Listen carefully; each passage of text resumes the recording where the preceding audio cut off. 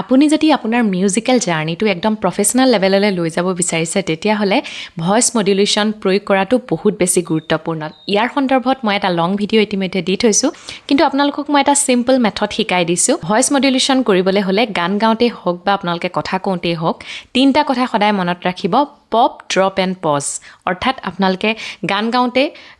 এটা শব্দ আপোনালোকে অকণমান ভলিউমটো ডাঙৰ কৰিলে ক'ৰবাত আপোনালোকে অলপ ভলিউমটো ল' ভলিউম কৰিলে ড্ৰপ কৰিলে তাৰপিছত আপোনালোকে এটা শব্দৰ পৰা ইটো শব্দলৈ যাওঁতে মাজত যিটো পজ লয় সেই পজটো কেনেকৈ ল'ব সেই কিমান ধুনীয়াকৈ পজটো ল'ব পাৰে সেই বস্তুটো আপোনালোকে তাৰ ওপৰত কাম কৰক উদাহৰণস্বৰূপে আপোনালোকক মই এটি গানৰ কলি গাই শুনাইছোঁ তেতিয়া আপোনালোকে বুজিবলৈ সুবিধা হ'ব আহিনৰ আহিনৰ নিয়ৰৰ ভিজা ভিজা আঙুলিৰে আহিনৰ নিয়ৰৰ ভিজা ভিজা আঙুলিৰে আঙুলিত আঙুলিত থৈ কথাটি কোৱা